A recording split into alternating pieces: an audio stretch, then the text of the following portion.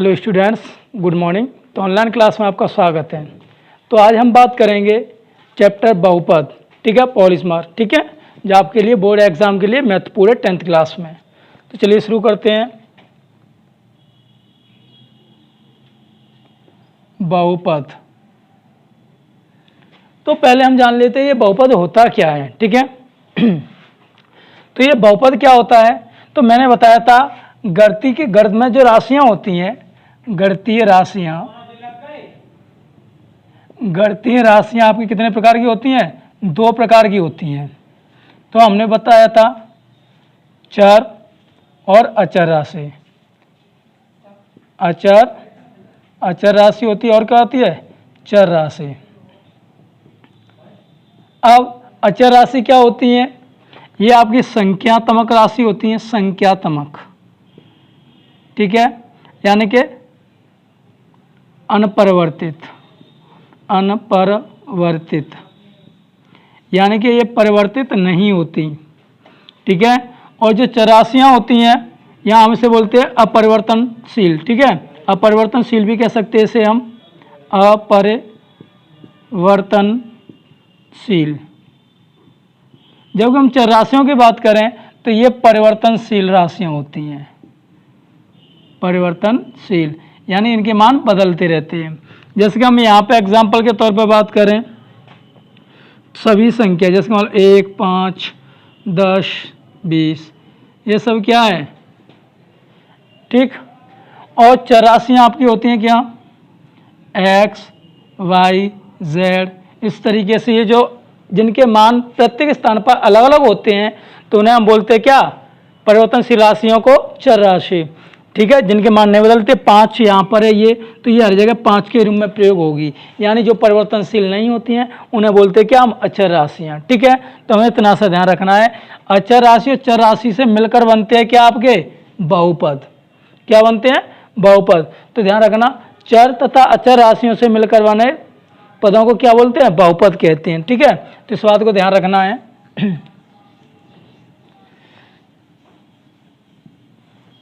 तो बहुपद की परिभाषा क्या हो जाएगी?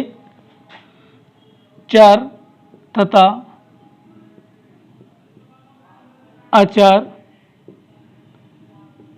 राशियों से मिलकर बने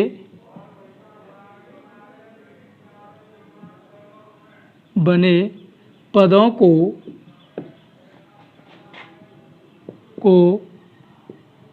बहुपद कहते हैं, ठीक है। जहां चर राशि की घात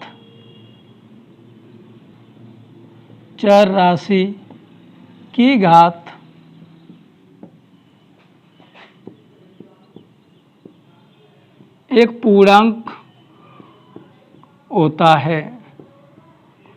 चर राशि क्या होती है? पूर्णांक होती है, ठीक है, ये बात समझ लेना, पूर्णांक संख्या होती है, यानी कि कर्ण के रूप में नहीं होगी।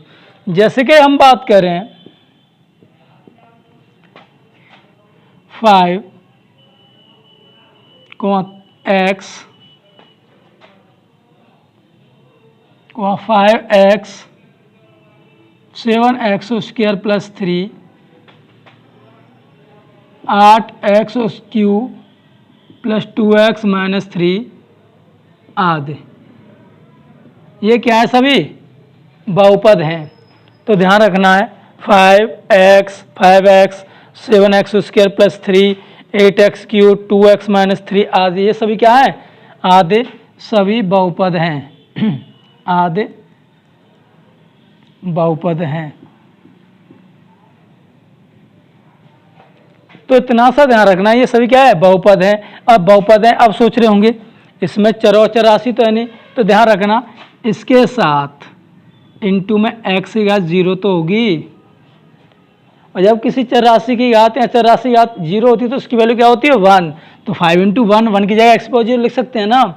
और आप कह रहे हैं इसमें तो संख्या दी नहीं है चर राशि, तो ध्यान रखना प्रत्येक चर राशि में या प्रत्येक संख्या में एक का मल्टीप्लाई छपा होता है, तो हम इसके आगे एक लिख सकते हैं। तो देखो ये भी हो गया। तो इस तरीके से ये सभी क्या है हमारे बहुपद। और बहुपद नहीं होंगे वो क्या होंगे, जैसे कि हम बात करें तथा x की घात 1/3 5√x या केवल √x आदि बहुपद नहीं है, बहुपद नहीं है। तो यहाँ पर देखिए x की घात कितनी 1/3 पूर्णांक यानी पूरी पूरी संख्या है नहीं, भिन्नात्मक रूप है। जब x की घात क्या हो, भिन्नात्मक हो, तब ये कहलाता आपका बहुपद नहीं है। ठीक है, या हम किसी दी गए समीकरण को एक पूर्णांक बहुपद के रूप में प्रदर्शित करते हैं, तब भी वह भी क्या पे कहलाएगा, बहुपद कहलाएगा। ध्यान रखना, किसी दिए गए पद को हल करने पर, ठीक है, हमें x की घात एक पूर्णांक संख्या प्राप्त हो जाए तो वह बहुपद होगी, और किसी प्रकार हल करके हमें चर राशि की घात एक पूर्णांक प्राप्त नहीं होती है तो बहुपद नहीं होगा। ठीक है, तो इस बात का विशेष ध्यान रखना है हमें। तो इस तरीके से हम बहुपद को पहचान लेंगे। अब बहुपद को कई भागों में बांटा गया है, जैसे कि हम बात करें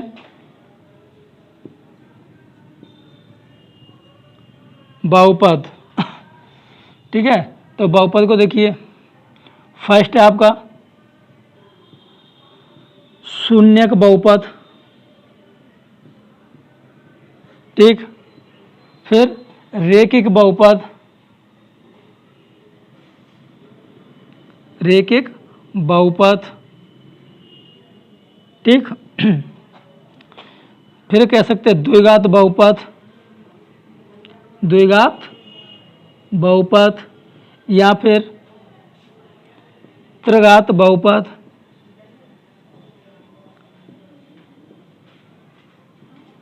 अब ये आपको देखनी है, तो ध्यान दीजिएगा इन्हें पढ़ने कैसे हैं, ये बहुत इजी है। ठीक है ना, तो जैसे कि शून्य बहुपद होते हैं, यानी कि वे बहुपद जिसमें चर राशि की घात क्या हो, शून्य हो, शून्यक बहुपद कहलाते हैं। या वे बहुपद जिसमें चर राशि की अधिकतम घात 1 हो, रेखिक बहुपद कहलाते हैं। या ऐसा बहुपद जिसमें चर राशि की अधिकतम घात क्या हो, 2 हो, तो द्विघात बहुपद कहलाते हैं। त्रिघात बहुपद यानी कि ऐसा बहुपद जिसमें चर राशि की अधिकतम घात कितनी हो, 3 हो, त्रिघात बहुपद कहलाते हैं। जैसे कि हम इसकी बात करें शून्य बहुपद के एग्जाम्पल में, तो जैसे कि मान लीजिए आपकी 3 है, तो यहाँ पर 3 के साथ हम x को 0 लिख सकते हैं। ठीक है ना, या हम बात करें 8 है, तो 8 के साथ x को क्या लिखेंगे, 0 लिख सकते हैं। तो ये सभी क्या है, बहुपद हैं, यानी कि जितनी भी संख्याएं होती हैं वो क्या कहलाएंगे, बहुपद कहलाएंगे। ठीक है, ये सब क्या है, पूर्णांक संख्या सभी बहुपद होती हैं, शून्यक बहुपद। अब बात करते हैं रेखिक बहुपद। रेखिक बहुपद, तो रेखिक बहुपद यानी कि ऐसा बहुपद जिसमें x की घात अधिकतम 1 हो, रेखिक बहुपद कहलाता है। जैसे कि 3x + 5, ठीक है, x - 2 आदि। ठीक है, और द्विघात बहुपद ऐसा बहुपद जिसमें x की अधिकतम घात कितनी हो, 2 हो, तो इसे लिख सकते हैं x² - 4 या x की घात 2 - 5x + 6 आदि। इस तरीके से चलेंगे। ठीक है ना, त्रिघात बहुपद यानी कि ऐसा बहुपद जिसमें चर राशि की अधिकतम घात कितनी हो, 3 हो, तो वो क्या कहलाता है, त्रिघात बहुपद कहलाता है। जैसे कि हम इसमें बात करेंगे x³ - 1 हो सकता है, या x³ + 3x + 4 हो सकता है, या हम बात करें x³ + 4x² - 2x + 1 आदि। इस प्रकार के हो सकते हैं ये। ठीक है ना, पद के अंतर की, तो देखो बहुपद के अंतर में आपको 2 पद दिए हुए हैं, यानी कि एक बहुपद दिया है कि आपको 2x² + 3x + 2 और -5x + 3। तो यहाँ पे आप देखिए, अब 2 बहुपदों का हमें क्या करना है, अंतर ज्ञात करना है। तो अंतर ज्ञात करेंगे तो देखिए 2x² + 3x + 2। अब जिस बहुपद के आगे माइनस लगी होगी, तो उस माइनस से जब मल्टीप्लाई किया जाएगा तो उस बहुपद के चिन्ह परिवर्तित हो जाएंगे। जैसे कि हम यहाँ करें 5x, अभी क्या है प्लस का, अगर इसका मल्टीप्लाई इसके साथ होगा तो क्या हो जाएगा, माइनस। अब इसका इसके साथ पहुँचेगा चिन्ह तो क्या हो जाएगा, माइनस। अब देखिए ये रेखिक बहुपद, ये भी रेखिक, तो इसका इसके साथ अंतर होगा। ठीक है, और ये शून्य, तो इसके साथ होगा। तो देखिए 2x² प्लस 3x और 3x, सॉरी, तो यहाँ पे देखिए 2x²। अब 3 प्लस की 3 है और माइनस की 5 है, प्लस की 3 और माइनस की 5, यानी कि माइनस की 5 में से -2 बचेंगे ना, तो यहाँ पे बचेगी -2 और x उसके साथ है तो है, ठीक है। अब प्लस के 2 और माइनस के 3, प्लस के 2 और माइनस के 3, अगर इसको हम ऐड करें तो क्या आएगा, -1 आएगा ना।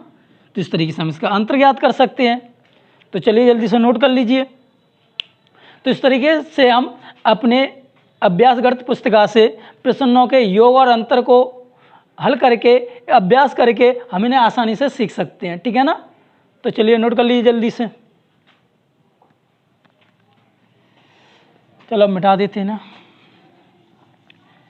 अगर आप हमारी वीडियो को पहली बार देख रहे हैं तो हमारे इस चैनल को सब्सक्राइब कर लीजिए, ठीक है, तथा बेल आइकन की घंटी को दबा दीजिए, जिससे आने वाली हर वीडियो का नोटिफिकेशन आपको सबसे पहले प्राप्त हो, ठीक है।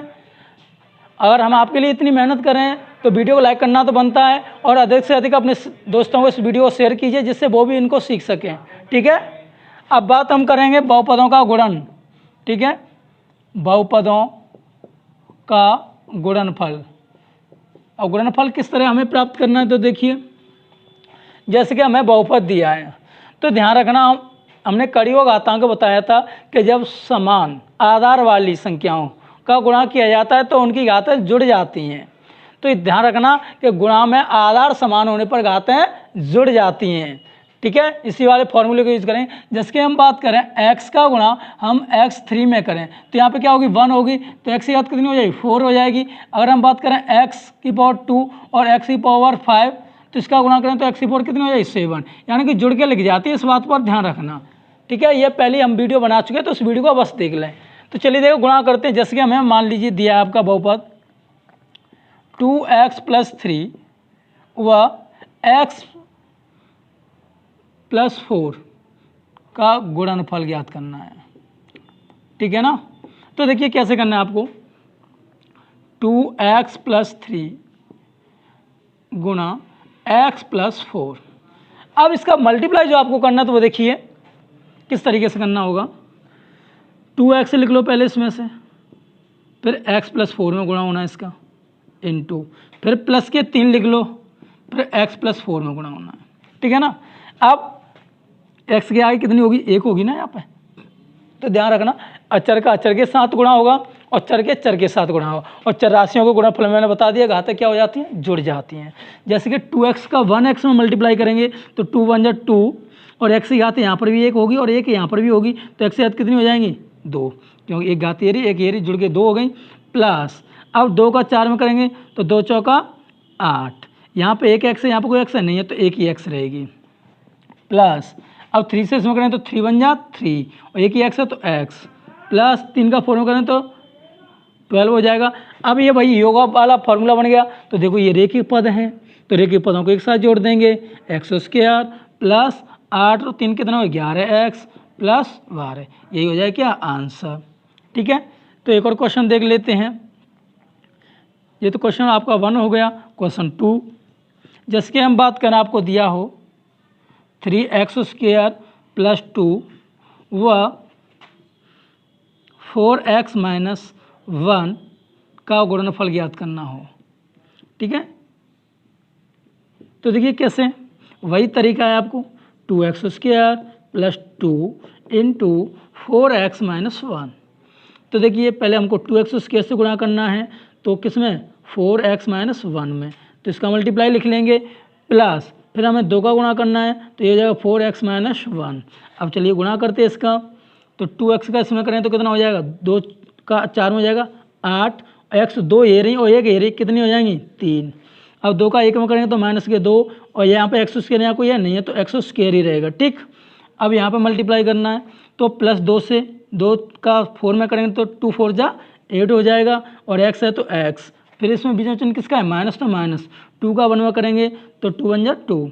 अब इसको हल कर लेंगे तो देखिए यहाँ पे सब ये त्रिघात बहुपद है, ये द्विघात है और ये रेखिक है और ये शून्यक है, तो ये किसी के साथ नहीं जुड़ेगा। तो इस कंडीशन में ये क्या हो जाएगा, यही आंसर रहेगा, ठीक है।